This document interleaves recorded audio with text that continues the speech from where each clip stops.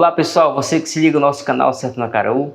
Hoje mais uma entrevista, né, aqui no nosso canal. Antes de começar a entrevista, quero agradecer a todos os inscritos, deixa um joinha, compartilha, tá bom? Hoje a gente vai contar mais uma história dela, a Gerlândia Torres, conselheira tutelar daqui de Tamboril.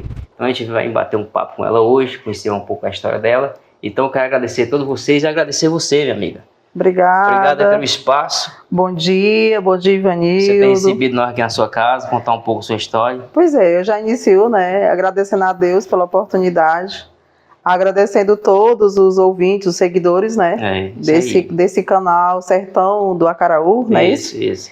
E assim, estou aqui para contar a minha história. Eu acredito que será muito bonita, porque eu tenho muitas coisas para contar. Embora a gente acaba que esquece mesmo de alguns detalhes, mas vai depender muito de quem está me instigando. Né? É isso aí, pessoal. Do Ivanildo, tá bom, Ivanildo? Então beleza. Vamos lá, da início, me faça as suas perguntas, que eu estou cheia de ideias para respondê-las. Bom, então a gente vai começar como todos começam, né? Eu quero saber um pouco lá onde é que você é. Você é de Tamboril, você se criou isso aqui, nasceu aonde? Pronto, Ivanildo. Na verdade, eu nasci em Nova Russas, né? Certo. Mas, assim, sempre fiz parte do município de Tamboril. Morei até então na minha infância, Alegre, na localidade Alegre, né? É um lugarzinho bem conhecido, bem alegre mesmo, por isso o nome, né? O adjetivo Alegre. Fica depois de Holanda 5 quilômetros. É município de Tamboril, né? É, município de Tamboril. E lá, então, eu fiquei até os meus 8 anos de idade. Após, eu fui morar aqui também, no Brilhante, também, que também é município de Tamboril, com a minha irmã Gerarda, né, a Gerarda Torres, que é uma pessoa que eu tenho como referência de mãe.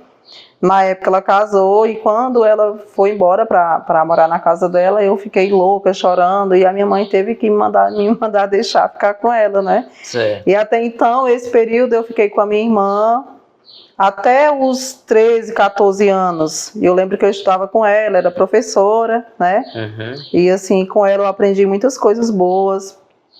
E quando eu retornei, né, para minha família, foi já com essa idade, de 14, 15 anos. E aí eu passei um tempo residindo também na Holanda, que é o distrito, né, de Holanda, que é muito conhecido.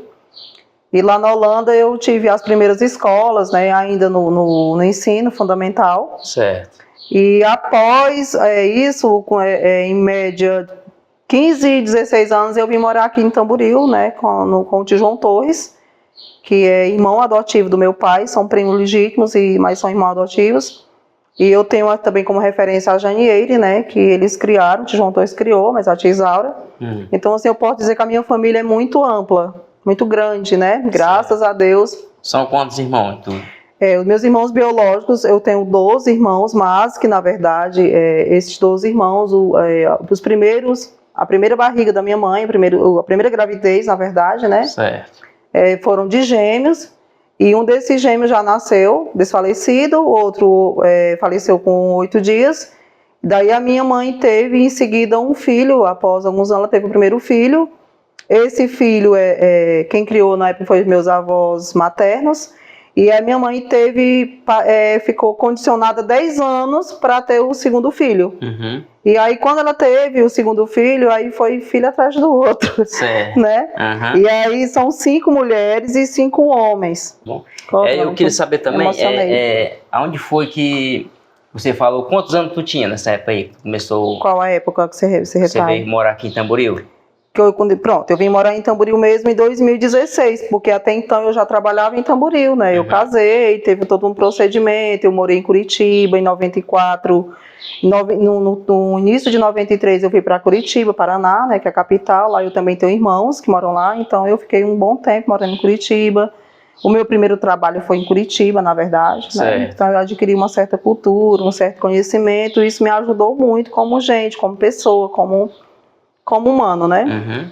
E daí foi no período que eu tive que retornar às minhas raízes, e nos meados de 94, do término de 94 para 95, e aí em seguida, quando eu cheguei após alguns meses, minha mãe faleceu, aí eu fiquei órfã de mãe, fiquei com meu pai na época, e em seguida eu casei, né, com o Chico Antônio Negro, que é muito conhecido popularmente, meu esposo, o atual, graças a Deus, a gente tem hoje 27 anos de casado, né?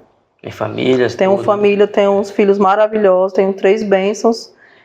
que foi o tripé, né? Porque casamento é uma coisa que não é fácil, é uma coisa difícil, né? A gente precisa realmente gostar do parceiro, né? Ter amor para poder suportar as fases difíceis. Mas meus filhos foram assim bênçãos, são as minhas bênçãos, né? Eu tenho 3 filhos, que é o Henrique, o mais velho, o João Felipe, que é o do meio, o caçula dos homens, e tenho a Margarida, né? Que é a caçula. Então, Ivanildo, e nesse processo também eu já tenho uma netinha, né, que é a Júlia, a minha neta, nós já temos essa netinha, a Júlia tem 4 anos, é o nosso xodó, é a filha do Henrique, né, é paulistana, não conhece ainda aqui, mas eu já conheço. Ainda não conhece, mas ela vai conhecer em nome de Jesus, né.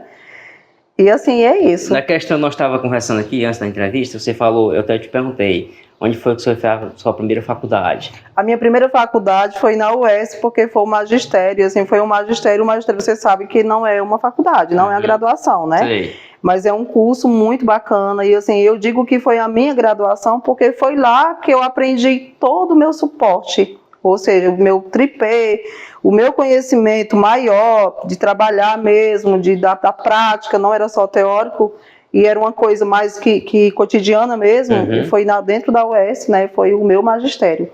E assim, e quando eu falo no magistério, eu não posso deixar de agradecer também ao Movimento Sem Terra, né, porque foi através do MST, né, que eu consegui adentrar e consegui esse curso, e esse curso foi quem foi abrindo as portas para mim. Eu fui tendo ideia de que realmente a educação, ela é tudo na vida da gente. Antes mesmo de chegarmos no magistério, eu também não posso deixar de contar aqui para vocês o quanto que a educação ela se faz presente nas nossas vidas, e ela, Ivanildo, ela tem capacidade sim de mudar, porque assim, eu tiro por mim, a minha família, não é porque eu sou Torres que eu vim de uma família que vocês conhecem, a população conhece muito, mas a minha família era humilde, pessoal muito humilde. E assim, o que eu trouxe de muito de bom da minha família foi a minha educação, como respeito, né? Foi uma base muito bem feita, com amor, com respeito, então isso é crucial, né? Mas assim, a minha família era humilde, é tanto que dentro da minha família, as pessoas que foram criadas com meus pais, o único que tem essa formação maior mesmo sou eu e meu irmão que mora em Maringá. Nós dois nos destacamos assim, no contexto da educação. Por isso que diz que a educação ela transforma e transforma.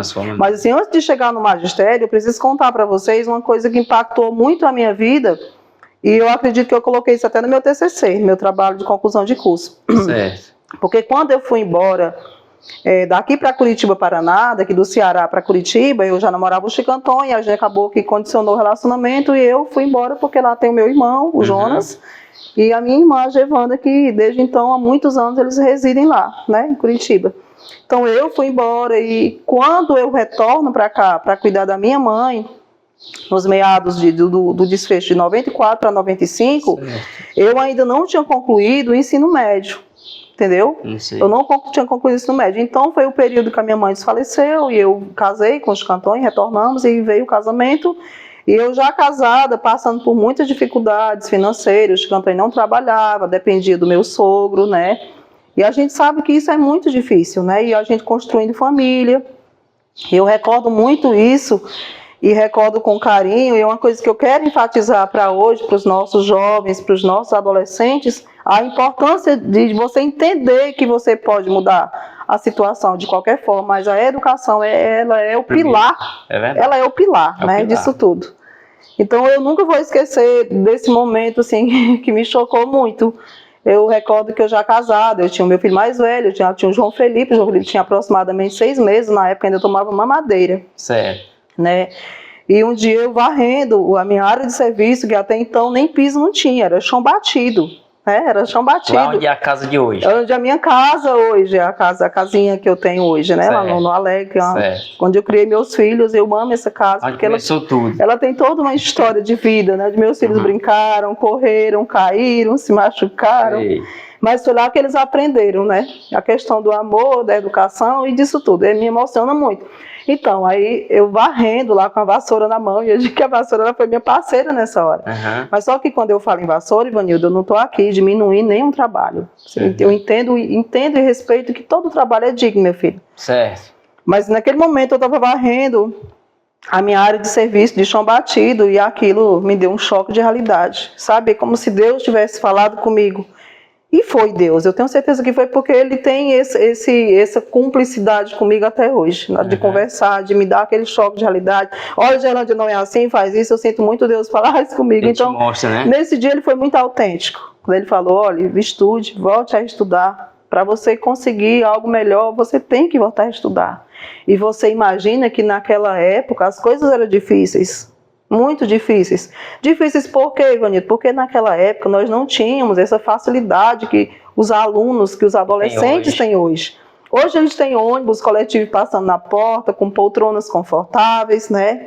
Tem internet em casa Tem internet, e a internet na escola, que hoje até isso o governo oferta, né? E os nossos adolescentes, muitos deles ainda põem obstáculo. E hoje, principalmente, está ainda melhor. Mas eu não posso pular a minha parte, que ela é muito importante. Sim. E aí eu pensei, meu Senhor, mas aí como que eu vou estudar? Eu não tenho uma bicicleta, eu não tenho nada, não tenho nada. Mas aí Deus, não, mas a gente vai, dá certo. Tá querendo botar desculpa, né? É porque assim, todavia, se você analisar, Ivanildo, todavia que a gente está querendo vencer um obstáculo, tem um anjo bom e tem um anjo que ele te dificulta as coisas. Coloca a dificuldade. Isso, e aí você tem que ser otimista e escutar mais aquele do bem, né? É verdade. Então, naquele momento, eu acho que eu ainda concluí o serviço, e aí rápido eu corri na casa de um primo, e eu falei, você me empresta essa bicicleta para mim estudar? Que eu não tenho bicicleta, e graças a Deus eu tenho muito boa amizade na minha comunidade. Graças a Deus, até porque é muito pessoal lá que mora lá, é tudo muito família. E aí ele pegou e me emprestou. O nome desse meu primo é João. Hoje ele nem mora lá, ele mora em outro estado. Certo. E eu peguei aquela bicicleta no pingo do meu dia já, porque eu não deixei passar aquela vontade, não. Deixa eu te perguntar, quantos quilômetros é do Alegre para Holândia? Aproximadamente 5 a 6 quilômetros. Tu saía meio-dia? Não, aí meu dia foi esse dia porque eu precisei correr para me atrás da minha matrícula. Ah, tu foi fazer a matrícula. Eu voltei naquela escolinha, que é a escolinha José Bandeira, né? Que fica bem aqui na entrada de quem vai na Cruzeta para entrar na Holanda, não tem? Sei. E aí eu cheguei lá faminta de educação, né? E eu fomenta mesmo. Aí eu cheguei, olha, eu quero voltar a estudar. Porque assim, eu era já uma boa aluna, né? Eu tinha largado na época, e naquela época os pais, eles não tinham muito essa mola propulsora de dizer assim, não, meu filho, você tem que estudar, a educação é importante. Eu lembro que quem me estimulava muito ainda é meu pai. Meu paizinho, ele tinha mais fome que os filhos estudassem, até mais mesmo do que a minha mãezinha, era o sonho dele, né? Era o sonho do meu pai, sabe? Minha mãe não se incomodava não, mas meu pai, ele quem era mais aguçado com a ideia do estudado. Sim. E ele dizia sempre que eu ia ser a filha dele, a doutora dele, né? Mas, tinha orgulho de você. Ele tinha muito orgulho de mim, e eu acredito que ele está muito feliz por onde ele está, porque você conseguiu vencer sou muito fraca. Então, eu peguei e fiz a matrícula, né? Consegui fazer a matrícula, e aí tinha as opções dos horários, e eu escolhi pela manhã, né? Eu lembro que naquela época eu já não tinha mais mãe, então era muito mais difícil. Eu não tinha mais uma irmã que morasse perto de mim, porque até então a minha irmã mais velha, que é a Gerada, que eu citei lá no início da conversa, ela já era casada também, morava no Brilhante, já tinha a família dela, né? E era difícil, porque você era dona de casa e estudando. Foi, mas depois, então, eu fiz a matrícula e fui estudar pela manhã. Todo dia eu levantava 5 horas da manhã, fazer mamadeira do João Felipe, que eu só tinha ele, o mais velhinho, e o Felipe, que tinha 6 meses, né? Certo. E aí os Cantões, que é meu marido, ficava com a mamadeira do João Felipe, e até então eu tinha a minha madrasta, que é a Socorro, né, que hoje ela mora na Holanda, uma pessoa também que eu tenho muito amor, tenho muito respeito, carinho por ela, embora a gente hoje não consiga muito se ver, porque a rotina, ela faz isso com a vida da gente, né? A rotina... Isso. Afasta um pouco, né? Afasta, mas a gente sabe que as pessoas importantes, elas não saem daqui, né? Do nosso coração. Tem facilidade, celular, WhatsApp. Tem, mas eu acho que ela nem usa muito negócio de celular. Pois é, então, Ivanildo, eu peguei e estudei, consegui concluir o meu ensino médio, né? E aí foi quando eu ingressei, volto aqui para o magistério, quando eu ingressei no Movimento Sem Terra. E no Movimento Sem Terra eu cursei esse magistério, que era um curso, né, muito bem feito dentro da UES, mas também com parceria com a SEDUC, né, que é a Secretaria de Educação do Estado do Ceará, parceria com o Movimento Sem Terra, parceria com a UES, que é a Universidade Estadual do Ceará, como já citei. Certo. E aí você tinha aqueles períodos de meses que você ficava parado em casa, fazendo os trabalhos de campo que a que a universidade colocava para o aluno fazer, para o discente fazer, né? Eu sei. Mas você também tinha aquele período que você tinha que se deslocar diretamente para o assentamento. Eu lembro que a gente foi várias vezes para vários assentamentos, assentamento Palmares, aqui próximo de Crateús, assentamento de Russas, né, que fica depois de Fortaleza. Então, nessa época, a gente andava muito. Então a gente ia bastante mulheres casadas, né, rapazes, ou senhores casados. Aí lá tinha os alojamentos, né, que sim, já ficávamos alojados. Em Fortaleza, quando a gente estava também, tudo tinha os alojamentos, né, os alojamentos das mulheres, os alojamentos dos solteiros, das mulheres solteiras, era assim, tudo separado, crianças. Na época, meu filho era pequeno, e aí pra lá eu não levava, porque eu tinha muito medo, era assustada nessa época, eu tinha medo de roubar meus filhos, eu tinha muito medo, porque a gente ficava muito tempo estudando e os meninos ficavam em cirandas. Mas aí eu era coisa de mãe mesmo, né? Eu tinha muito medo de meus filhos ser roubados, pra lá eu não levava. É mãe cuidadosa assim mesmo. Era, e aí para os outros cantos eu levava o Felipe, não levava ainda o Henrique, porque ele era muito pegado com o avô e ele não desgrudava mesmo. Mas, enfim, voltando para a educação, ela é o suporte, ela é tudo, né? Você hoje é formada professora? Hoje eu sou graduada em pedagogia, né? Chegou a trabalhar de professora aqui? O meu primeiro emprego de professora também foi dentro do Movimento Sem Terra. Quando eu concluí o magistério, as portas foram se abrindo. Eu lembro que na época eu consegui Brasil Alfabetizado, né? Que até então ele é um curso disponível para o pessoal que já tinha feito esses cursos, e aí eu consegui essa bolsa para mim, que era parceria com o Banco do Brasil, né, o número era BBB, certo. E aí você tinha que ter alunos que são jovens e adultos, mas você tinha que ter uma quantidade X para você arrumar aqueles alunos, e aí você imagina, você tinha que usar de estratégia para conquistar esses idosos, porque eu até entendo, se hoje, atualmente, estudar para jovem, novo, pessoas novas é difícil, imagina para o idoso, né, porque ele acha que não tem mais esperança, mas enfim, eu conquistava isso. Tem que eu sou velho, mas assim, mais. Exatamente, a gente escutava muito isso, papagaio velho não aprende a falar, mas assim, eu fiz uma amizade com esse povo, eu ia em cada casa, né, eu usava da amizade, usava de estratégia e a necessidade.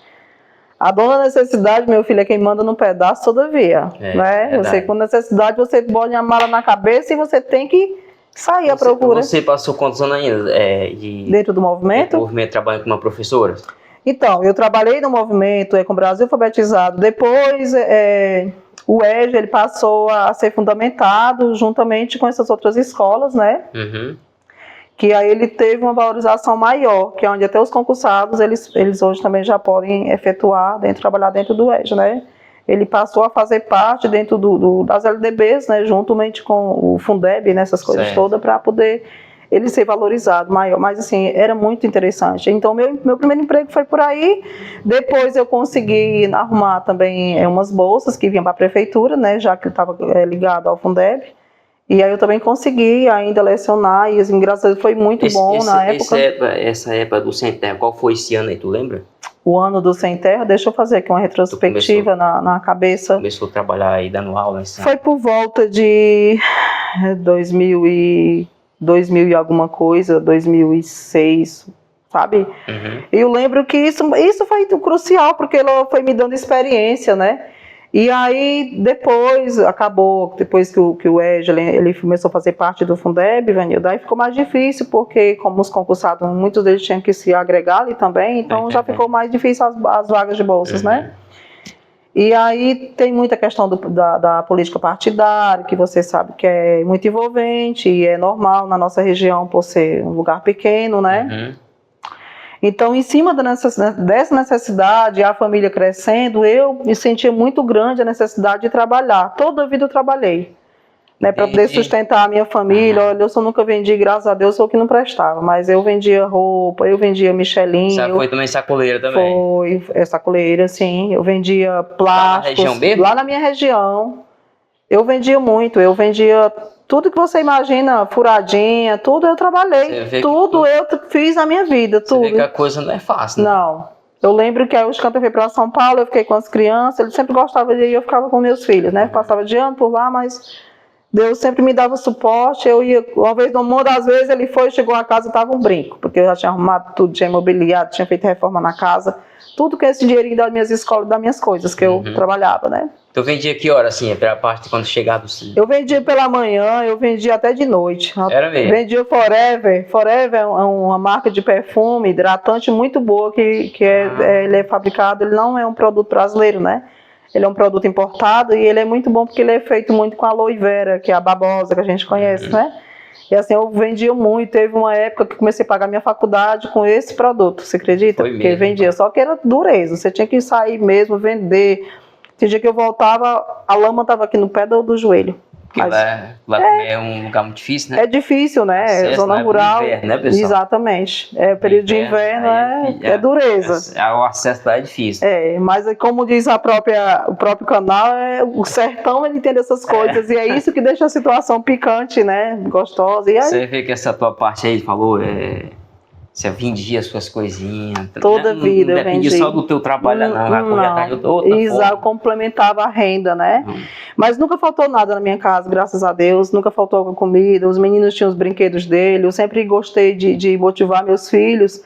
Uma data comemorativa, né? De Dia das Crianças. Eles amanheciam o dia, tava lá os brinquedos debaixo da cama, debaixo da redinha, né? Sempre você quis dar o melhor para sempre eu ofertei o melhor, sabe? Aí chegou uma parte mais importante ainda. Quando eu não consegui mais me agregar nas bolsas, nessas bolsas de jovens de Brasil alfabetizado, eu consegui um emprego aqui em Tamboril, através de uma amiga minha, em uma escola privada. Não sei se eu cito o nome da escola, mas é uma escola muito boa. Trabalhei nessa escola durante 4 anos, certo, 200 horas, a escola educativa. Agradeço muito a Deus. Trabalhou 4 anos? 4 anos nessa escola. Saí dessa escola porque foi quando eu adentrei no Conselho Tutelar, que foi em 2016. Até lá, então, eu trabalhei 4 anos nessa escola. Como que eu fazia? Eu morava onde? Eu morava lá no Alegre, como eu já citei, né? Lá na minha zona rural, na minha comunidade. Aí, meu amigo, foi o que eu fiz? Eu precisava comprar uma moto. E eu sem poder comprar essa moto. E como é que você vai comprar essa moto? Eu compro porque eu confio muito em Deus. E até hoje eu sou assim. Numa dívida sem poder e Deus me ajuda e dá certo. Mulher de fé mesmo. É fé. Porque assim, se você não tiver Deus, você não vai. Ele quem é a mola propulsora. Porque ele segura na minha mão. E você segura, meu filho, você não se solta não. De jeito nenhum. E se você cair, ele levanta, ele puxa, ele dá um passo pra frente, ele honra. É verdade. Porque o Deus vivo, ele faz isso. E aí eu peguei e comprei a minha moto, que é a minha moto que eu tenho até hoje. Comprei essa moto em 2000 e eu entrei no consórcio, na verdade, né? Eu sei. Quando foi em 2012 eu tirei essa moto. Aí comecei a trabalhar nessa escola, vim fazer uma entrevista nessa escola. E nessa escola eu fiz todo um diferencial, mudei regras lá dentro, eu não, aos pais que gostaram tanto de mim. E eu preciso citar uma parte, pregar testemunho aqui, não é porque eu seja evangélica não, mas a gente tem que contar as coisas boas e contar que Deus ele é maravilhoso. Vai ficar à vontade. Né? E quando eu recebi essa proposta de passar por essa entrevista, de poder ter essa oportunidade de trabalhar nessa escola, que é uma escola privada, e você sabe que escola privada é uma coisa puxada, né? É verdade. Que você tem que se dedicar. Naquela época não tinha ferramentas, as ferramentas que eu falo, a tecnologia. Eu morava no interior, então eu não sabia o que era internet, eu não tinha internet. Computadorzinho eu já tinha, porque eu sempre fui muito pelejadeira. Mas aí era pelejando de uma coisa, não tinha essa internet como você tem Wi-Fi hoje, né? Não era assim, as coisas eram mais difíceis. Mais difícil, né? É verdade. Aí eu recebi essa proposta, e aí com muito medo, porque a gente tem medo, os medos, eles fazem parte das nossas vidas, né? O medo, tudo que você vai fazer, é normal você sentir medo, mas aí você tem que confiar em quem? Naquele que criou os céus e a terra e o mar, né? Porque ele é perfeito. E eu lembro que quando foi um dia, assim, era de madrugada, eu já tinha que ir na manhã seguinte para fazer a entrevista, e aquilo começou a me dar um medo que eu tenho isso até hoje, eu comecei a chorar com as minhas lágrimas desciam, só eu e Deus, né? E aí eu senti a voz, eu ouvi a voz. Eu não estou aqui pregando falsa testemunha. Eu ouvi a voz. Vá, que você não está sozinho. Eu estarei contigo. Eu te darei apoio. Eu ouvi a voz. Se foi a minha imaginação que criou... Você se encheu de força. Não, aí naquele momento eu me levantei. Eu ouvi a voz. Eu sabia que era Deus falando comigo. Aí eu levantei força. Eu criei aquela força e eu vim para a escola. Eu vim meu primeiro dia. Teve a entrevista, né? E você sabe que todas essas escolas elas têm regras, né? Elas têm suas diretrizes de base lá dentro e ela tem as regras dela. E aí eu comecei a lecionar nessa escola, fui muito boa na entrevista, peguei situações que eu ajudei muito a escola a construir, a trazer mais pais e famílias, porque é normal você entrar numa escola, mas às vezes não dá certo, né? Verdade. Mas graças a Deus fui muito bem recebida, enfrentei muitas situações de desafio e consegui, assim, de uma forma peculiar, mudar essa história. Quem está me assistindo, a dona da escola deve lembrar, que eu não vou citar por situações de ética, mas teve situações assim que eu mudei totalmente a regra da escola, a família, porque a escola, quem faz a escola é a família, não é? É verdade. Então teve regras, que teve reuniões e mais reuniões para mudar as regras, para que eu permanecesse dobrando a situação, porque eu mudei a história de muitas crianças e mudando a história de crianças, eu mudei também dos pais, das famílias, né? Uhum. Então, meu amigo, isso foi muito importante e foi aí que eu senti que realmente aquela fala que eu ouvi naquele momento, que eu estava insegura, com medo, que ela realmente veio para prevalecer, né? E nessa escola eu trabalhava 200 horas. Como era que eu fazia se eu morava lá no Alegre? Né? Eu ia dar conta? Dava conta. Dava porque eu tinha um Deus grande, tenho. Eu levantava, sabe que hora? 5h30 da manhã, para tentar fazer comida, para deixar feita para as crianças, para ajudar o escanteio, porque ele também é muito bom, ele é melhor do que eu. O escanteio é um mestre cuca. Meu marido é um mestre cuca na cozinha, né? Faz tudo. Faz tudo com perfeição. O homem é bom, hein? Mas aí o que eu fazia? Eu levantava cedo, então 15 para 6 era contado no relógio que eu tinha. Eu saía de casa, na minha motinha, que eu já tinha conseguido. Lá é longe pra Tamboril, viu? Não, mas espera, eu vim até na Holanda, porque eu não ia dar conta de comprar a gasolina. Você vinha até a Holanda. Holanda, e aí nessa época eu deixava a minha moto guardada lá nos vizinhos, às vezes, muitas vezes lá no seu Zé da Mata, que é um pessoal muito meus amigos. Sei. E eu vinha de carona no ônibus coletivo da escola, que na época já tinha os ônibus, né? Eu sei.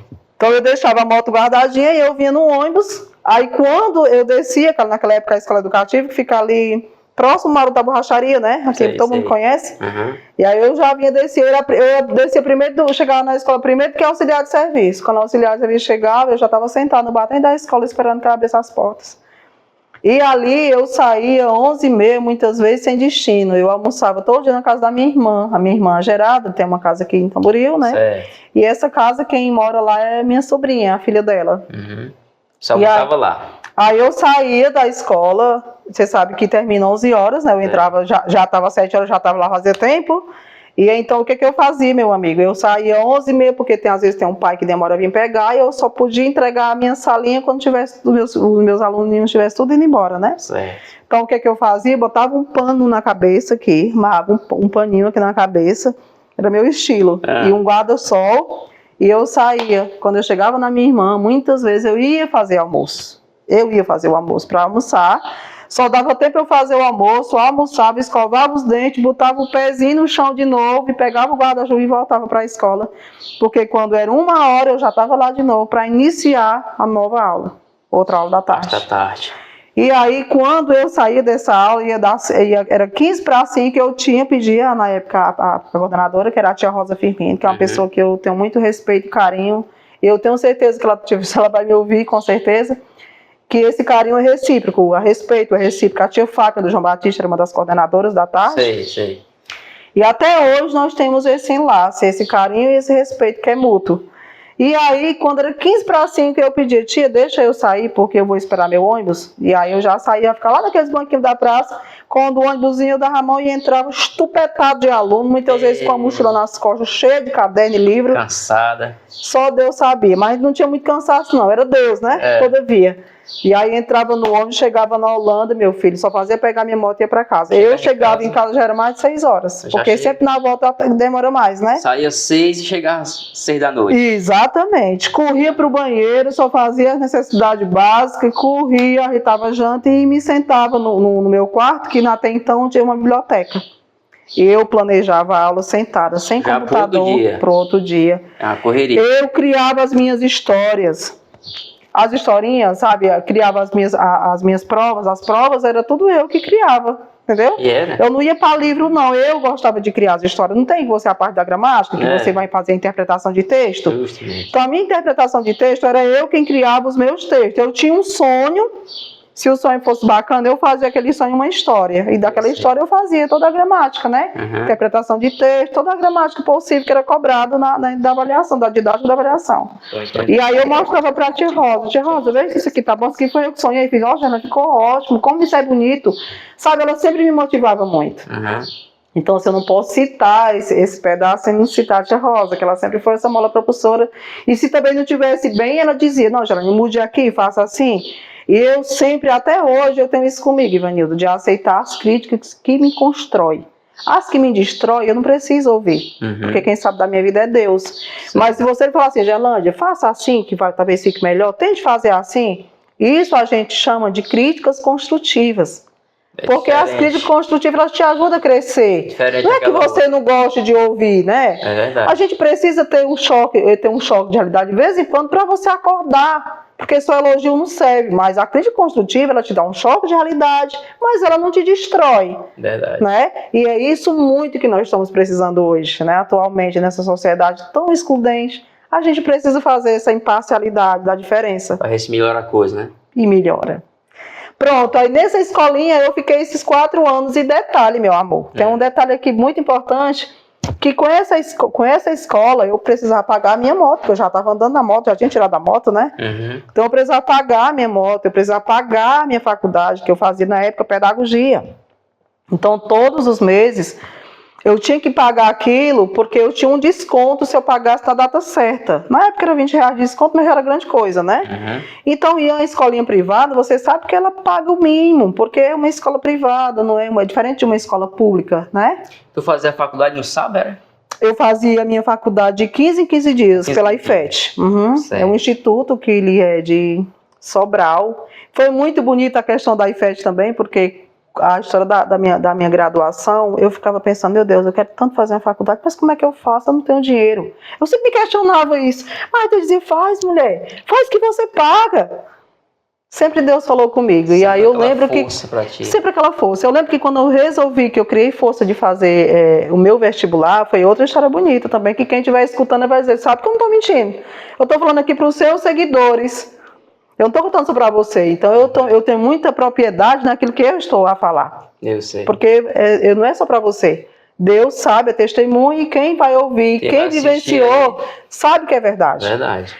Então, quando eu resolvi fazer esse vestibular, eu liguei para a época na Célia, a Célia dos Ximenes, né? Que é uma pessoa também que eu tenho muita consideração, é a psicopedagoga de Tamboril, é a Célia, muito conhecida, Célia Ximenes, esposa do Ximenes Júnior, né? E a Célia falou assim para mim, Gerlândia, olha, já acabou o vestibular que veio para cá, infelizmente já teve a prova e para cá não tem mais, esse ano não vem mais, mas se você quiser fazer em Sobral, pela IFET, eu te dou o contato de lá e você fala. E aí eu fiquei pensando, meu Deus, como é que eu vou para Sobral, que eu não tenho conhecimento nenhum em Sobral, também não tinha dinheiro, era tudo muito difícil, meu amigo, não era nada fácil. Aí eu falei, poxa, Célia, mas é mesmo? Não, Janade, não tem você, infelizmente, as vagas que vai ter para fazer lá também, não tem tempo para você estudar mais, você não vai poder mais ter tempo, diferente das meninas que foram preparadas, estudaram para fazer a prova, que é uma prova de vestibular, né? Eu sei. Mesmo pagando, mas você tinha que fazer aquela prova, você tinha que ter acesso ao que é que você ia estudar, o que é que iria cair na prova. E aí eu pensei, meu Deus do céu, o que é que eu faço? Aí peguei o telefone, me deu o contato, ela me deu o contato, eu liguei para a pessoa lá em Sobral, que era lá no Instituto da IFET, e ela falou, olha, tem prova tal dia, só que você não tem mais tempo para estudar, porque a prova já tá, o pessoal já estudaram, já foram os meses, que eu não recordo, que eu não vou aqui mentir também, né? Mas assim, já passou o período, mas só tem a prova, então só o que resta para você é prova, você não tem mais tempo para estudar. E aí, quanto que era? Botou o preço na época e aí eu arrumei das tripas coração, como dizia mamãe, e fui essa viagem. Saí daqui de madrugada, nesses carros de horário. Cheguei lá atrasada, meu amigo, porque o mototáxi, quando eu desci do carro, que eu peguei o mototáxi, o senhor lá não sabia onde é que ficava o Instituto da IFET. E esse homem rodando. Eu, toda a vida, pra mim, sempre tem que ter uma solução. Toda a vida não tem esse negócio que, pra mim, que diga, não dá certo. Tem que ter uma solução. E aí eu disse, meu senhor, pare bem aqui, pare. E passando o pessoal, eu disse, meu filho, pelo amor de Deus, me diga bem aqui onde é que fica a IFET, homem. Oh, você é andado demais, minha senhora, a IFET é pra cá. Chegamos na IFET, voltamos, chegamos na IFET, entrei na IFET correndo. Meu filho, a prova já tinha 15 minutos, de 15 a 20 minutos que tinha iniciado. Ele disse, olha, dona, a prova já começou, já tem de 15 a 20 minutos. Eram uns 20 minutos, eu acredito. Eu sei. A senhora não tem mais tempo, não, porque só é meia hora de prova. Eu arrochei, entrei nessa sala. Meu filho é um ar-condicionado, eu, com licença da palavra, já para me mijar, que eu tô falando aqui para público, a gente sabe quem tem essa necessidade mesmo, né?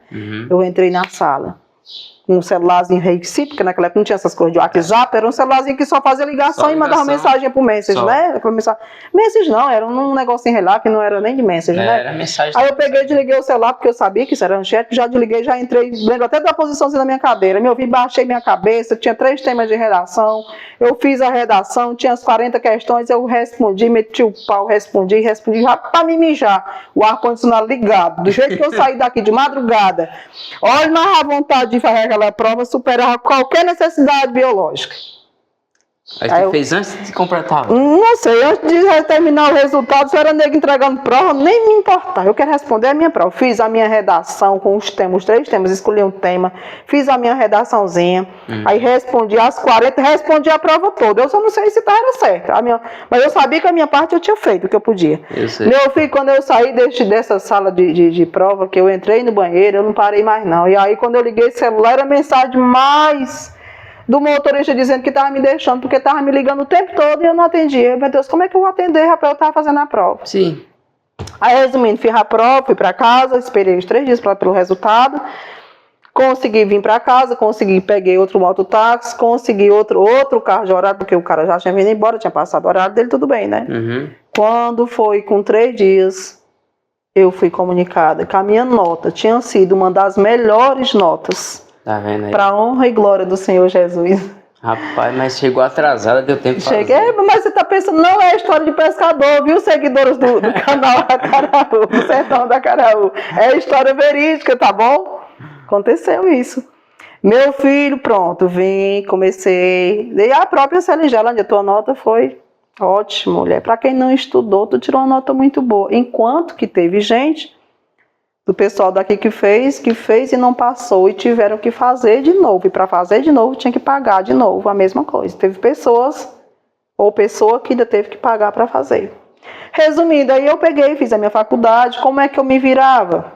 Era difícil, né? Você morando no interior, você passando a semana toda trabalhando, né? E você sabe que para você trabalhar em escola você tem compromisso. E outra, Ivanildo, uma coisa que eu sempre tive foi compromisso com as minhas coisas. Certo. Olha, durante esses 4 anos que eu trabalhei na educativo, contado nos dedos às vezes que eu não vinha, olha, exceto quando eu estava realmente muito doente. Mas assim, nunca deixei de vir, até mesmo quando o ônibus acontecia alguma coisa, que o ônibus não vinha, que eu esperava e o ônibus não passava, eu dava um jeito e vinha na minha moto. Cansei de chegar muitas vezes atrasada, porque atrasada, quando o ônibus não vinha, eu esperando pelo horário do ônibus, então claro que eu atrasava um pouco, mas eu chegava na minha moto. Mas nunca dei cano, mas eu tinha responsabilidade. Graças a Deus. E aí, passou esses 4 anos, eu paguei a minha faculdade, paguei a minha pós, porque até então resolvi depois fazer mais 2 anos e meio de pós-graduação. Eu sou pós-graduada, né, em psicopedagogia. Certo. Que é a mão do psicólogo. E isso tem me ajudado muito como pessoa, como humano, até mesmo o trabalho que eu exerço hoje, isso me ajuda muito. Porque ele trabalha muito a questão da psicologia mesmo, né? Daquilo que você pode ajudar, se colocar no lugar do outro, ter empatia, saber ouvir os nãos. Então a psicologia, ela trabalha muito isso de você, né? E uma vez você conhecendo isso, te ajuda muito a lidar com você mesma, a lidar como gente, você muda, você vai vendo as coisas de uma vertente diferenciada, como se fosse você que estivesse lá. E aí, se a gente tivesse esse poder de ter todavia esse olhar, né? De olhar o outro, como gostaria de ser visto, né? Deixa eu te perguntar uma coisa. Como foi que você chegou aí no Conselho Tutelar de Tamboril? Ah, pronto. Assim, eu sempre tenho eu tenho uma amiga que essa pessoa, inclusive, ela é minha prima, que é a Antônia Maria, que eu também não posso deixar de citar a Antônia Maria, que inclusive essa escola de educativo foi ela quem me indicou na época. Olha, eu tenho uma amiga, né? Segundo a fala dela, eu tenho uma amiga, e ela, inclusive, é minha prima, que é uma pessoa que tem muita responsabilidade, que ela tem muito esse lado, ela uma pessoa que ela gosta muito e eu tenho certeza que ela vai se caracterizar com a disciplina, né? E aí, quando ela me indicou, eu passei por todo o procedimento, né? Que é de entrevista e de experiência. Isso foi em 2000 e... Na época Pronto, contando de 2016 para trás, né? Porque foi bem no início da escola, né? Certo. Isso fui todo Antônio de Maria. Você E aí, passou nas entrevistas. passei a entrevista e mudei a regra da escola, não estou lhe contando. Tinha uma regra lá que o professor não podia. Tipo, eu era professor de primeiro ano, entendeu? Eu fui professor de primeira série. Então, tinha uma regra na escola que eu não poderia ser a professora do segundo ano, da segunda série, porque eu iria pegar aqueles meninos que já foram meus. Tô entendendo. Mas os pais gostaram tanto dessa evolução, quem estiver me escutando aí, que eu não vou citar nome, que aí tem ética mesmo, mas sabe que isso é verídico. Então hoje eles me agradecem e hoje eu tenho muita amizade até hoje com esse povo, porque eles sabem dessa mudança boa que foi para todo mundo. Aquela mudança que vem para ajudar todo mundo, para toda criança sair ganhando e a família sair ganhando, eu consegui fazer essa mudança. Porque até então a escola é uma coisa que recebe muito problema e você sabe, que deve saber com certeza. Sim, e hoje a família, principalmente, elas têm o hábito muitas vezes, né, de transferir isso, até pela questão também de muitos fatores que a gente não vai discutir, e entender o que é que passa na cabeça de cada um. Mas a escola ela tem hoje esse tripé, né, de viver nesse malabarismo, de ter que viver tantas situações como escola e como família, né, que não era para ser, mas coitada é. Então, e aí... Conselho. Não, deixa eu terminar da escola, rapaz. Não me deixe passar o seu seguidor louco para saber. Então, Ivani, daí pronto, resumindo aqui, né? Então, teve uma reunião na época na escola. Não, então, a gente está pedindo aqui que a regra acabe, que a gente quer muito a Gerlândia Torres, né, na segunda série, para receber esses alunos. Tô entendendo. Porque houve uma mudança muito grande, meu filho conseguiu aprender a ler, conseguiu mudar o comportamento, melhorou muita coisa, sabe? Foi uma reunião de surpresa que pegou a escola, que me pegou de surpresa. E aí a escola, como ela vive disso, né, de trabalhar para as famílias, né, de tentar buscar o melhor, então a escola realmente acabou, quebrou essa regra, e eu fui a professora de primeiro, de segundo, de terceiro e de quarto. E aí eu lembro que quando foi nos meados de 2016, ia haver eleição para conselho. E quem me estimula? Antônio de Maria, a mãe da Luísa Aretusa, minha sobrinha. Tô entendendo. Que ela é separada do meu irmão e a gente é prima, a gente é muito amigos, graças a Deus, a gente é muito amigos, a gente tem uma grande parceria. Ela, Gerlândia, mulher, por que tu não se candidata para conselheira tutelar? Mulher, tu leva muito jeito para as coisas. Anda, Gerlândia, mulher, lá tem chance, Antônio Maria, tem. Mulher, me escuta. E aí, abaixo de Deus, ela foi a voz, né? E aí, Deus, vai, que eu te dou apoio, vai. Aí entrou a Gerlândia Torres nessa campanha de conselho tutelar, novamente, né? E novamente não, para iniciar, né? Família toda de apoio. Abrir um novo. Sim, a minha família tinha as coisas que ele não dava apoio, mas o Chicantão, ele era muito assim, mais perfeito, mas eu acabava que com a necessidade ele acabava se flexibilizando, né?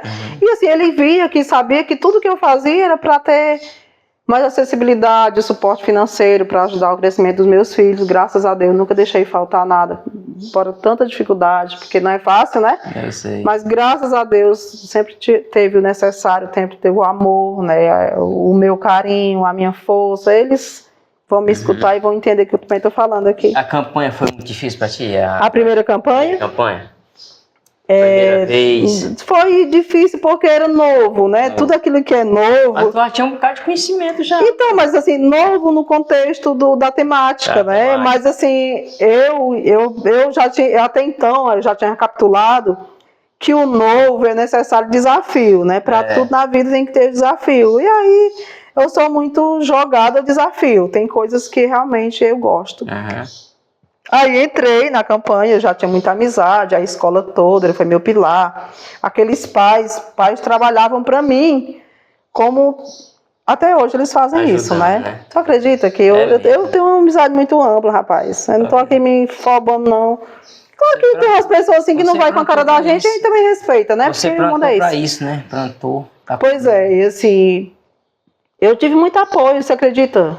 Meu amigo, em todo esse período de campanha não é fácil. Porque você ganhou? Eu ganhei. Quantos votos naquela época? Rapaz, foi um bocado de voto. Foi mais de 400 votos naquela época.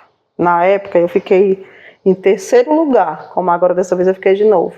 Eu só sei que eu ganhei, consegui, entrei, enfim, até hoje eu tô aqui, né? Tá com já tô com 3 mandatos. Tenho 8 anos de conselheiro, porque quando eu entrei na época já eram 4 anos. Né? Na época o presidente já tinha botado, você não podia se reeleger mais do que 2 vezes. Em 2016 ele pegou e mudou a regra, né?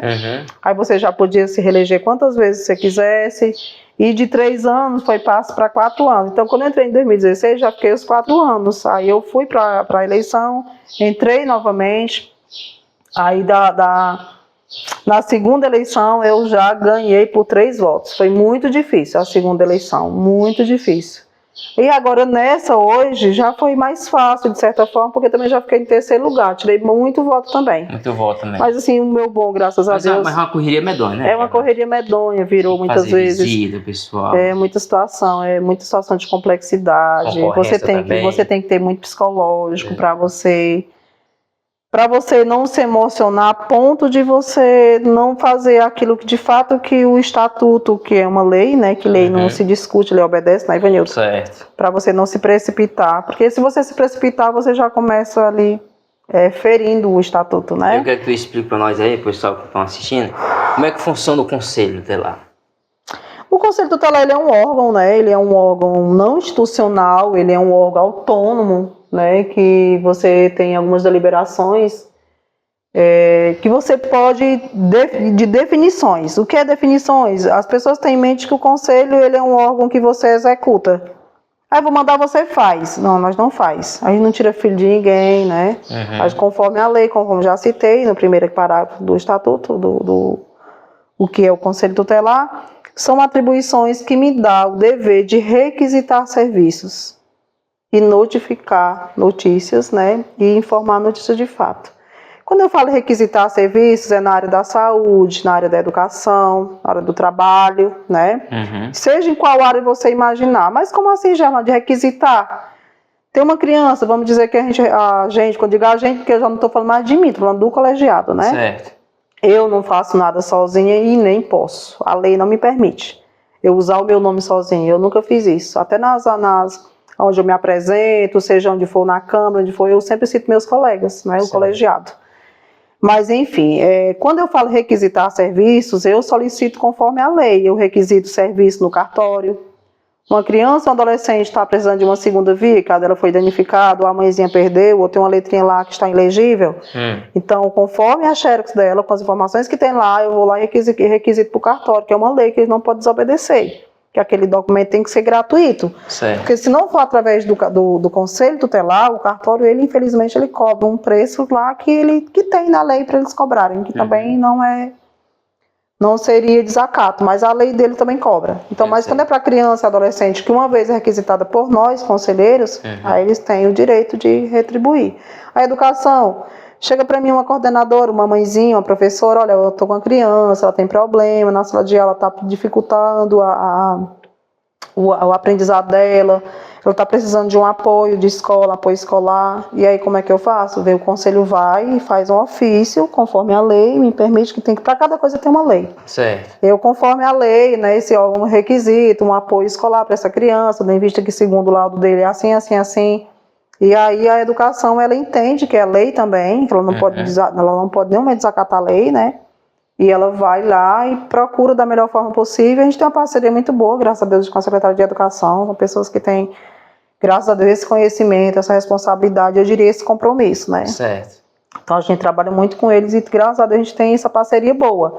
Porque quando há um fator que eles desacatam, ou seja, que eles não respondem o ofício, que eles não solicitam o nosso pedido, aí a gente pega aquele ofício que foi enviado para lá e informa a quem? Notícias de fato ao MP, Ministério Público, né? Aí uma vez eu entregando no Ministério Público, aí o Ministério Público resolve, e aí tem as punições devidas, né? Mas graças a Deus é tranquilo, muito tranquilo aqui. Para minha realidade é muito tranquilo. Aqui porque é tranquilo, né? É tranquilo porque a gente trabalha muito com essas parcerias. E o Conselho, ele também, não falar em parceria, a gente não trabalha só. O Conselho Tutelar, ele também não pode trabalhar sozinho, né? Tem o CREAS, que é um órgão que visa direitos já foram violados, e eles trabalham para vincular, né, esses vínculos. O que é isso?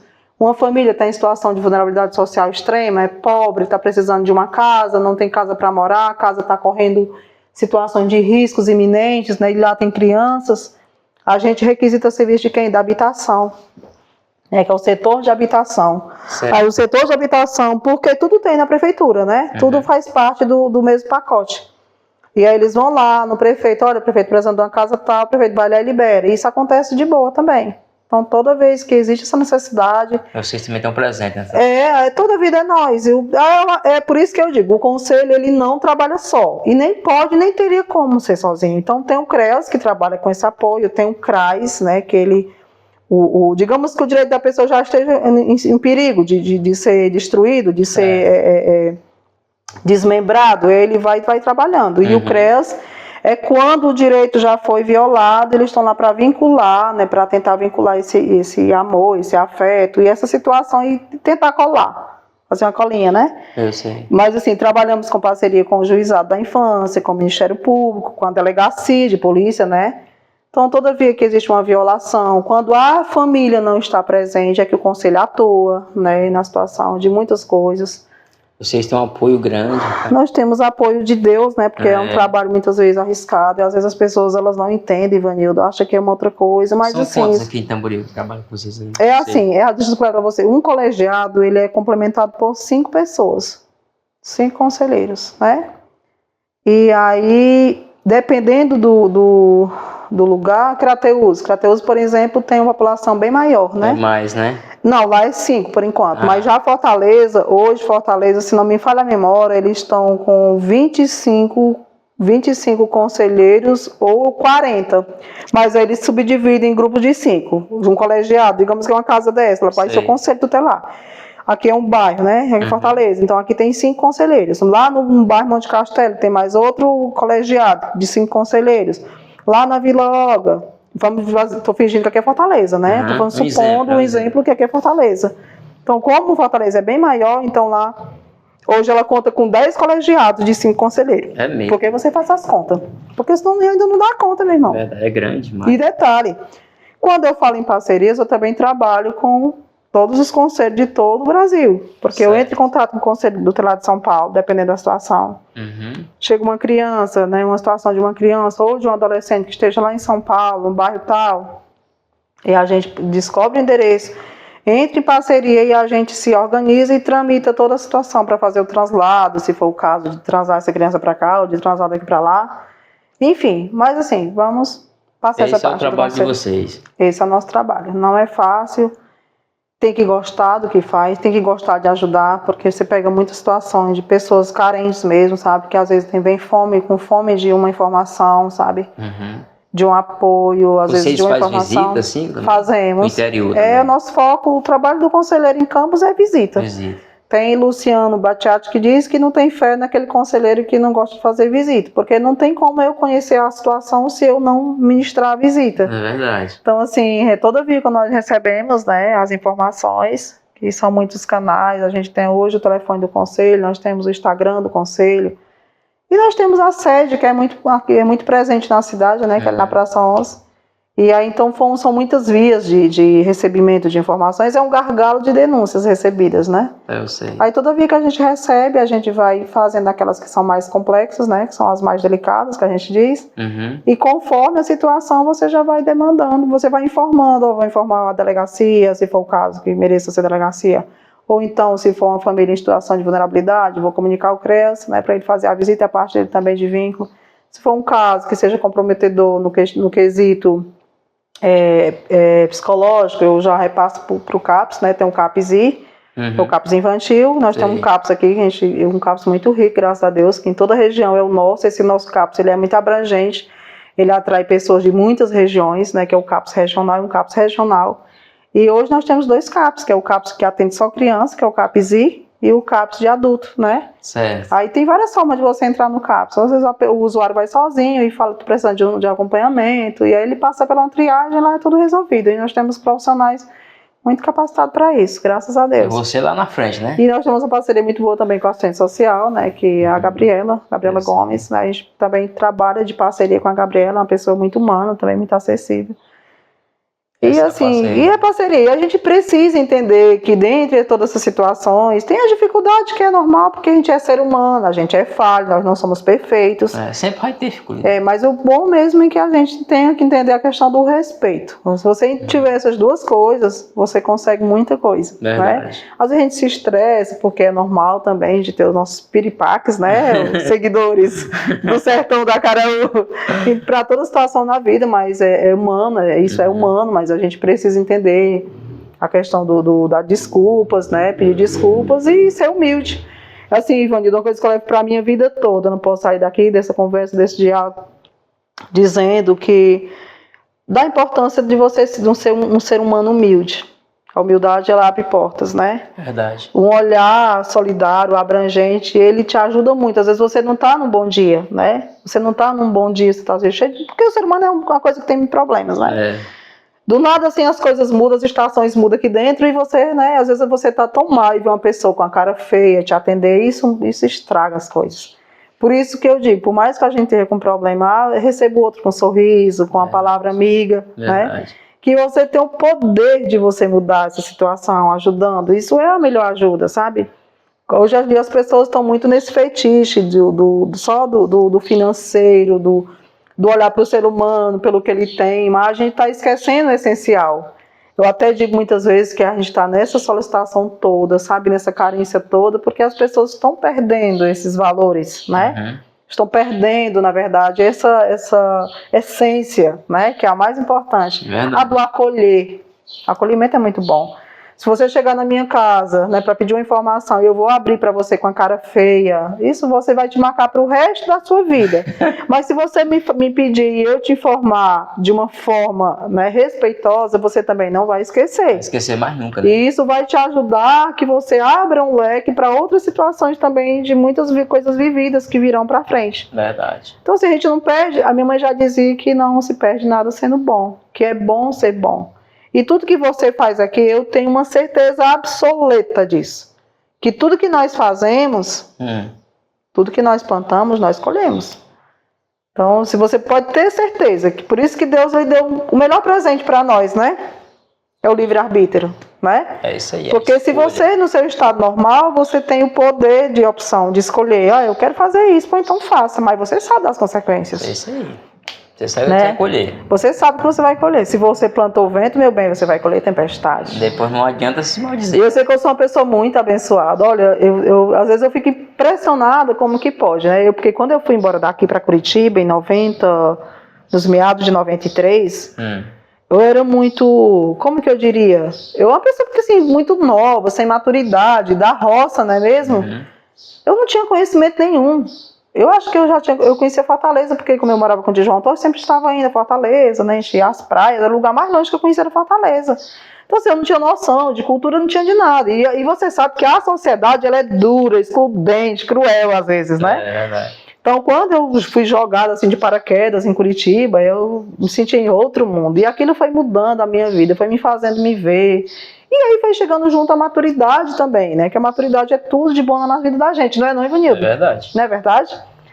E assim, Curitiba ela me ajudou muito, foram experiências, sabe, inesquecíveis até hoje, pro resto da minha vida. Aprendeu muito. Uma capital, né, que eu, graças a Deus, eu fui muito acolhida. Você tem parente que mora lá? Tem uma irmã que mora lá há muitas décadas. Você já chegou de lá, depois de lá, assim, passeio? Sim, Curitiba, sim, eu digo para Deus que Curitiba foi uma coisa que Deus fez para me amparar assim, nos momentos muito difíceis, né, da minha vida. Porque quando eu fui pela primeira vez, eu estava muito nova, muito apaixonada pelo meu marido, e aí eu passei por situações bem difíceis, que não eram difíceis, mas para minha cabeça, para a idade que eu tinha, eram difíceis, né, de lidar. E quando eu cheguei, eu me senti muito acolhida pela minha irmã, que até então é uma mãe também, a Gevanda, né, graças a Deus. E assim, fui muito acolhida, logo eu comecei toda a vida eu gostei de trabalhar, toda a vida eu gostei de ter minhas coisas, de ser independente. Nunca gostei de viver deitada com as pernas para cima. Toda a vida eu gostei de ler, amo leitura. Eu gostei de ler. Toda a vida eu gostei. Isso me ajudou, foi Jesus o tempo todo, porque isso foi toda a vida foi um suporte para a minha vida. Foi meu primeiro trabalho, foi lá. E assim, e aí quando eu vim embora, que eu tive que vir, que eu já citei essa história lá no início do nosso diálogo, né? Quando eu precisei vir para cuidar da minha mãezinha, que ela adoeceu, e eu fiquei desesperada, eu chorava, ia e voltava chorando no ônibus. Quando eu voltei para cá, que eu casei, quando foi em 96, foi um ano que me marcou muito, porque eu casei em dezembro de 95 e em 96 eu tive o meu primeiro filho, o Henrique, né? Então eu tive um problema de saúde muito complexo, que eu fui escapar em Curitiba, e eu fui obrigada a deixar o Henrique, porque o Henrique tinha 3 meses, né, meu filho mais velho, tinha apenas 3 meses na época, e eu precisei ir para Curitiba porque eu precisava passar por uma cirurgia muito grande, porque aqui não fazia na época, né? A cidade não tinha suporte, o hospital não tinha suporte. Eu acredito que nenhum tratamento para aquilo. Então eu tive que voltei. Na época minha irmã me mandou pegar, na época ela quem custeou toda a minha viagem, que eu não tinha condição de nenhuma, eu tinha morrido aqui com certeza. E foi em Curitiba novamente que eu encontrei a solução que Deus guardou para mim, né? Eu cheguei lá, fiquei fazendo tratamento para poder conseguir fazer a cirurgia, que eu realmente estava muito debilitada, eu tenho certeza absoluta que não era para morrer, porque se aqui tinha ficado, tinha morrido. Então eu passei por essa fase muito difícil e foi a minha irmã quem novamente me pegou, me levou para o hospital, com o marido dela, né? O meu cunhado, com uma pessoa que eu também tenho muito respeito e admiração, que é o Zé Andrade. E foi eles quem cuidaram de mim. Era uma cirurgia muito complicada, muito complexa. E então eu sofri muito porque eu deixei meu filho, era meu primeiro filho, né? E eu fui muito cobrada isso. Isso teve um peso muito grande para a minha vida, sabe, Vanildo? Porque ninguém entende, talvez só entende isso quem é mãe, né? Que a mãe entende. Então eu chorava muito de dor, porque era uma coisa dolorosa, e a minha dor era muito grande, que meu coração doía, era muito apertado. Saudade do meu filho, né? Porque era meu primeiro filho. Certo. E eu, na época, eu não pude levar, né? Porque eu estava muito, muito debilitada. Não tinha como ela cuidar de mim, cuidar dele, né? Porque ela já tem um filho que é especial, esse menino faz acompanhamento até hoje. E, na verdade, ela queria que eu levasse. Mesmo assim, ela sabendo da minha dor, da cumplicidade, que eu tenho graças a Deus, eu tenho muito bom relacionamento com meus irmãos, Evanildo, sabe? A gente tem o nosso problema, é que nem família é perfeita, né? Mas de todos os meus irmãos que eu tenho, só tenho um que Deus levou, que foi o mais velho, né? O Afonso, que não foi criado comigo, mas eu tenho muito carinho. Teve essa fase também que foi muito difícil, esse meu irmão. Depois, se você quiser me perguntar, eu posso te contar um pouquinho, para resumir, né? Mas assim, essa do meu filho foi muito difícil. Eu diria que foi uma das épocas mais difíceis de toda a minha vida, foi esse desafio. Você teve. Porque eu tive que deixar o Henrique, né? Com 3 meses, na época quem ficou com ele foi a minha sogra, uma pessoa que hoje não está mais aqui conosco, já está morando com Deus, né? Eu acredito, uma pessoa que me ajudou muito, que me deu muito suporte, e o meu sogro, né? Que também eram muito pegos com ele. E aí quando eu voltei, que eu consegui me restabilizar, que eu fiz a cirurgia, ainda tinha um período de pós-cirúrgico, que também foi muito delicado. Era muito doloroso mesmo.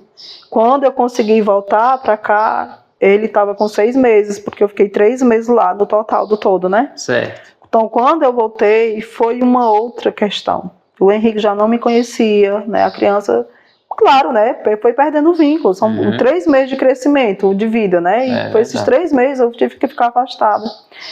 Então, assim, mas como eu já disse para você, lá no início da história, eu tenho as minhas feridas, mas as minhas feridas nunca serviram para mim desistir. Pelo contrário.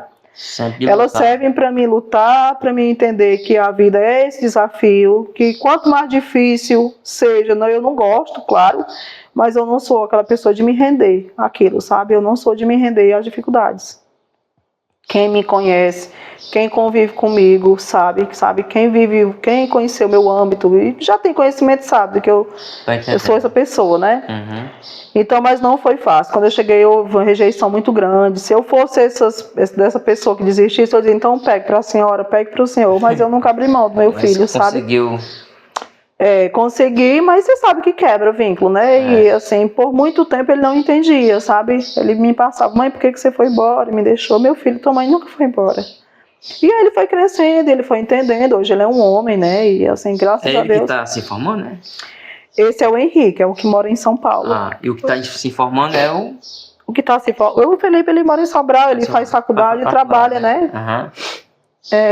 Mas enfim, foi assim muito, muito doloroso, mas eu nunca desisti do meu filho, né? E assim, eu dizia meu filho, a mamãe foi, porque se a mamãe fosse, a mamãe não estava aqui hoje, eu teria morrido, com certeza. Eu não tinha financeiro como custear uma cirurgia daquela, por aqui não fazia até, né? Não tinha como. E eu acredito que só não foi mais complexo ainda porque eu era muito nova. Quando eu tive o Henrique, meu primeiro filho, eu tinha 19 anos, Ivanildo. Então, com 19 anos, eu já era mulher. Na verdade, assim, de ter responsabilidade foi muito cedo, né? Porque com 9 anos eu já ajudava com meus sobrinhos, meu filho era com a minha irmã, e era muito prazeroso, eu nunca me cobrei, porque eu vejo hoje muito, o próprio estatuto ele diz, né? Que a criança tem que ter infância, tem isso. E assim, eu não tive essas infâncias, tive uma infância maravilhosa, isso nunca me atrapalhou. Quando eu digo que eu não tive infância, eu não complemento isso como, entre aspas, por que eu quero dizer para você? Eu fui criado brincando em um rio grande, um rio largo, que é o Rio Araras. Eu sei. Fica bem nas bordas da minha casa, né? Que também é aqui no Alegre. Então era me balançando igual o Tarzan, naquelas raízes, em cima das barreiras com meus primos, as minhas primas. Menina, isso era uma festa. Infância boa. Muito, muito, muito, muito boa. A gente Hoje brincou, hoje não tem. Mas que hoje assim, não tem mais isso. mas tudo isso eu sempre tive responsabilidade. É isso que eu digo para as mãezinhas, sabe? Você pode complementar as duas coisas e deve, né? Ensinar seu filho a guardar um brinquedo, lavar uma louça, varrer uma casa. Gente, isso não é explorar, não. Isso não é tirar a infância, não. E tudo isso eu tive, tudo mesclado, entendeu? Por isso que eu digo para você que eu tive infância, mas eu também tive responsabilidade. A minha infância, visto que nós temos hoje, criança hoje é que não tem, né? Mas não tem porque não quer, porque a lei está aí de cima demais, né? E os pais, eles entendem, ou seja, interpretam tudo diferenciado muitas vezes, né? E aí o menino cheio das vontades, muitas vezes ainda diz que não tem infância, né? Mas aí tem o celular que acaba mesmo, né? E a gente precisa muito se policiar também sobre esse assunto em outras vias, eu acredito, né? Mas aí, tranquilo, sabe, hoje. Gelane, a gente tem um quadro dentro do programa, dentro aqui do programa aqui, da entrevista. Sim. Um quadro de perguntas para encerrar a entrevista. Fazer um quadrozinho de perguntas contigo. Eu queria saber para ti, quando tu fala tanto em Deus, assim, tanta fé, tu fala. Vamos começar logo por ele, logo, que ele é o maior mesmo. Com certeza. O que representa Deus para ti? O meu lar. Nossa, Deus é meu refúgio. Tudo que eu vou fazer, eu digo, Jesus, vem aqui. Quando a coisa tá feia, que eu não tenho mais solução, que eu vejo que eu não sei, eu digo, Jesus, vem cá, vem aqui. Eu digo, meu Deus, e agora? E sempre tem uma solução. Para todos os amparados da minha vida, sabe, até uma tempestade, eu digo que ela vem mandada por Deus. E que para tudo ali tem um sentido, tem um propósito, sabe? E assim, eu sou muito abençoada. Por que eu sou abençoada, Ivanildo? Porque eu acredito tanto, porque tem situações da minha vida que essa caduca velha de 48 anos, tem situações que eu chego assim na minha vida que eu sou muito assim, como eu ando muito, eu viajo muito, você sabe que é do meu trabalho também às vezes, né?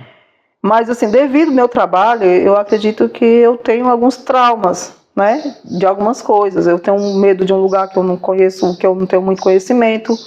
E assim, eu me sinto tão abençoada por Deus, que eu sei que é Deus que bota, que às vezes eu estou num ambiente ali esperando uma coisa, num lugar diferente que eu não conheço, e de repente chega uma pessoa, ei, não fique com medo não, sabe? Do nada a pessoa fala isso. Aconteceu agora recentemente, aqui no lugar, numa capital mais próxima. Eu chegar assim quase que de madrugada no lugar, e você sabe que Fortaleza é uma das capitais mais violentas, não é do Brasil, é do mundo, né? E a gente, mediante a tanta violência, a gente precisa muito se policiar, né, daquilo que Deus nos garante. Te livra dos males, que eu te livrarei dos ares. Mas tem situações que realmente é muito delicado. E aí eu cheguei numa certa hora, muito cedo da manhã. Eu estava sozinha lá, mas um medo, assim. Aí fiquei bem uma esquininha, assim, e tinha um distrito, que é uma delegacia, né?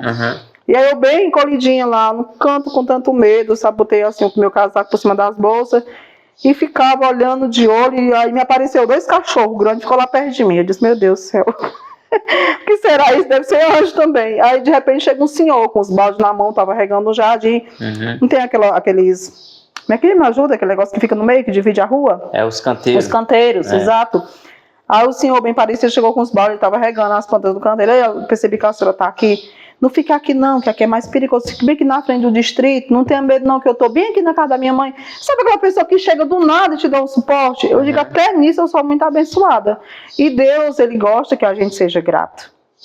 Jesus, Ele é um Deus, é um Jesus vivo, é um Deus vivo. Você sabe que Ele morreu, mas Ele ressuscitou com 3 dias. A prova é que lá no túmulo não tem mais ossos, né? É verdade. E eu sinto muito que esse Jesus, o Filho do Homem, Ele está aqui. E através disso você chegou onde você chegou, Eu não tenho uma situação da minha vida que eu não peça, que não surja um milagre. E eu, assim, rápido é o capítulo que que não é milagre, mas esse milagre é Jesus, né? Que não é assim não é sorte. Eu não falo em sorte, porque a sorte que eu digo é Jesus, todavia. E eu vou falar de outra bênção também de família para você. Meus filhos, eles são a base da minha estrutura toda, assim, porque teve momentos na minha vida, Ivanildo, de que a gente é nova, você sabe que relacionamento é uma coisa complexa, você sabe, né? Que pela sua idade você já deve ter vivido muitos, né? A gente precisa discutir isso. Mas, assim, uma coisa que eu priorizei toda a minha vida, quando eu disse pra você que eu trabalhei de sacoleira, vendendo Michelin, vendendo plástico, sabe, vendendo tudo enquanto você imagina eu vendi, tudo, perfumes, como já falei, toda a vida foi pensando nos meus filhos. Eu lembro que o primeiro computador dos meus filhos fui eu que dei. O primeiro computador, sabe, e, assim, os meus filhos são muito gratos, e assim, o melhor disso é você ensinar o amor, a gratidão, sabe, não tem coisa melhor, um lar. Se você não criar a sua família dentro desses valores, com essa perspectiva de conhecer, de ser grato, você não fez nada. Mas graças a Deus, com a sabedoria divina que Deus deu para Salomão, eu também peço, Senhor, me dá um texto dessa sabedoria que tu deste para Salomão, porque eu preciso, como ser humano, porque a gente precisa mesmo, né? Verdade. E assim, eu criei meus filhos com isso, e hoje meus filhos são muito gratos, e eu tive muitas escolhas na minha vida, que eu optei ficar com meus filhos, pelos meus filhos, pela minha família. E pela minha família eu luto até o fim. E hoje eu sou tão abençoada com os meus filhos. E assim, todos os meus filhos são muito bons. Você sabe que sempre tem um que se destaca mais de coração, né? Eu sei. E assim, o João Felipe, ele é um menino que ele sempre teve muito mais apego. Sabe? Tem a Margarida, que é muito afetiva também. Não posso deixar de falar da minha filha, nem do Henrique. Certo. Mas o João Felipe, ele é o tipo do menino que se eu estiver doente, ele fica todo o tempo em cima de mim, se escora na parede e fica assim com os braços. Olhando pra ti. Ele não sai de perto. Inclusive, recente esse jogo era aniversário da namorada dele, que é uma coisa muito importante, eu respeito. Eu acho muito lindo, que ele é muito afetivo. E assim, e eles dois ficaram comigo feito cão de guarda. Foi. Não, enquanto me levaram ao hospital, ele não me levou ao hospital e ficou comigo até as 2 horas da tarde e me trouxe, ele não saquetou. Então ele tem muito isso, sabe? Às vezes porque teve um tempo que ele morava aqui comigo, ele mora comigo, né? Ele hoje está em Sobral, mas a Mirelle, os dois trabalham, faz faculdade. Mas assim, sempre que ele vem, tem o quarto dele, tem as coisas dele aqui, né? Certo. Mas assim, o João Felipe, se eu tiver uma dor de cabeça, ele não sai de cima de mim. Então assim, a minha mãe dizia que a gente que é mãe, a gente morre pelos 3. Eu não sei se você é pai. Não. Pois é, mas assim, só sabe isso quem tem já foi alcançado com esta graça. Que você Certo. futuramente, em nome de Jesus, eu profetizo que seja, para saber o amor, né? Do que é amor de mãe, né? É verdade. Amor de mãe é uma coisa de Deus, o Ivanildo. É um amor, é um pouquinho do amor de Deus, né? Para quem é mãe sabe, para quem é mãe de verdade, porque tem mães, né? Então assim, mas meus filhos, eles são, na verdade, a verdadeira fonte de otimismo, a qual me faz ser essa guerreira que eu sou. Falta alguma coisa para você ainda realizar aí na sua vida? Um sonho ainda? Eu sou muito grata a Deus por todas as coisas e eu acredito que na medida da necessidade que ela é vista por Deus, que eu boto a minha vida nas mãos de Deus, eu tenho certeza que Ele é quem tem o controle, é Ele que está no comando. Eu digo todo dia isso para Deus: Deus, o Senhor tem o comando da minha vida. Então no momento certo o Senhor há de fazer aquilo que realmente eu acho, mas quem sabe é o Senhor. Eu acho, e eu não gosto de achismo. Mas eu tenho certeza que enquanto eu acho, Deus ele tem a certeza daquilo que é bom para mim e que deve chegar no momento certo. Mas eu sou muito realizada. O Felipe sempre me dá esse choque de realidade. Porque a gente conversa muito, a gente tem muito esse vínculo. E ele dizia assim: mamãe, você viu como a gente já cresceu? Vamos olhar lá atrás. Ele sempre falava isso para mim: olha, hoje nós temos uma casa, nós temos 3 casas. Testemunho. Eu não vou passar por essa besteira, corta isso. Mas assim, é bênção isso, né? A gente tem nossas coisinhas, a gente tem o que a gente precisa. É difícil? É. Tem dia que é difícil mesmo, porque a vida não é fácil para ninguém, né? E Deus disse, é bíblico: eu não te disse que iria ser fácil, mas eu te disse que eu estarias contigo. Verdade. Né? E é só tu me chamares, se tu me pedires eu te dou. Deus dá direção, de corre atrás, saúde, né? Fé. Deus ele nos dá até a honra da fala. Veja o que ele fez com Arão e Moisés, né? Mudou, né? Ele muda, ele te dá o poder de falar, mas eu não sei falar. Mas Deus, ele te dá, pede pra ver como ele te dá. Eu queria que você deixasse um abraço aí para encerrar aí para sua família, para os seguidores do canal. Sim. Aí, pessoas que... Não, assim, eu queria agradecer a oportunidade, agradecer a Deus, né, aquele que criou os céus e o mar, e agradecer a oportunidade desse canal, né, que é o Sertão do Acaraú, né, eu ia falar, eu sei. Como é que eu posso esquecer o nome, né? Sertão é o meu sertão, o Acaraú é um rio que mora muito próximo à minha residência. É, e aqui passa na cidade. É, e passa e banha a nossa cidade, né, nós temos a honra de sermos contemplados com o Acaraú. Então, eu dizer para vocês o quanto eu sou feliz, estou feliz de estar participando desta conversa. E assim, é muito bom, é muito importante quando você tem a oportunidade de você contar um pouco da sua história, porque a história ela se dá como um jarro que ele quebra, mas quando você vai emendar, ela não vai ficar direitinho, né? Uhum. Mas você tem uma oportunidade de dar uma pincelada naquilo que aconteceu. É claro que aqui eu estou contando um pouco da minha história, né? Eu não posso contar tudo, porque não tem como contar tudo, né? Porque quem sabe muito dela perfeitamente é o Criador. É o Criador. Porque ele sabe dessa página pincelada a cada dia, né? Mas assim, eu não vivo na igreja. Se eu vou para você que eu sou uma pessoa que eu vivo dentro da igreja, eu não faço isso, porque eu não tenho tempo e eu também respeito muito esse princípio, mas a minha igreja é o meu quarto. Meu quarto, à noite eu transformo ele num céu, porque quando eu ajoelho para agradecer a Deus, ali eu solto as lágrimas, ali eu solto a linguagem, sabe? Eu vejo plenamente o quanto o Senhor me ama, me acaricia os cabelos e muitas vezes põe no colo, porque tem dias que a gente se sente assim, né? Mas primeiro de tudo eu quero deixar aqui uma reflexão de vida, não desanime, a vida não é fácil para ninguém, mas uma coisa que Deus prometeu, Ele faz, né? Que é aquela de nos ajudar, de estar sempre conosco, de nos levantar. Que toda tempestade que vem, ela vem para varrer aquilo que não é bom, tirar os lixos tóxicos perto de você, né? E te mostrar que Ele é o Deus vivo, que Ele é o Deus do Criador e é o nosso Pai, e se não a nossa mãe, né? Porque Ele tem essas faces, né? Verdade. E dizer para vocês que não desanimem, que a luta é isso, né? Enquanto a gente está vivo, a gente tem que entender que Deus é grande e que a gente não deve se preocupar jamais, Ivanildo, com o dia do amanhã, porque o amanhã, minha mãe já dizia, a Deus pertence. Porque Deus ele tem uma história linda para nós. Nós só precisamos ser desafiadores. Correr atrás. Pelejar. É isso aí. A luta é isso, pelejar. Porque momentos difíceis todos nós temos, mas os momentos de glória nós também temos. Verdade. Né? E lembrar que tudo passa, tanto as glórias como as dificuldades, né? Essa é a parte boa, é você sempre lembrar. Sabe a história do rei? Ele ganhou um anelzinho, né? Aí o pai disse, olha, você só vai olhar para esse anel quando você estiver passando. Ele vive em guerras, né? E aí, no meio de uma guerra, vê na hora todo mundo ser morto, e ele também, ele tirou o anel e olhou. Ele disse, logo isso passa. Tudo passa. É verdade. Tudo passa. A única coisa que não passa é a palavra de Deus, né? Tudo passa. Essa aí é... Tá bom? Eterna. Essa é Eu quero agradecer você também por você ter recebido aí a equipe do canal, na sua casa, viu? Obrigado, quando eu entrei de contato com você, você aceitou. Sim, Vanildo, mas a entrevista com a gente. Essa é a Gerlânia Torres, conselheira tutelar de Tamboril. Pois mais um bate-papo. Quero agradecer a vocês, pessoal. Deixa o joinha, compartilha. E até a próxima. Se Deus quiser e Deus há de querer. Obrigado, minha amiga. Deus te abençoe. Gratidão, meu amigo. Abençoe. Bom trabalho. Eu tenho certeza que você é um cara de coração simples. Estou vendo que realmente é coração humilde. E é isso que nós necessitamos. Porque o resto de Deus é quem trabalha. É Deus quem guia. Né? É Deus que está guiando. Nós somos essa pecinha e Deus, Ele é quem vai montando os traços, né? A gente vai se surpreendendo.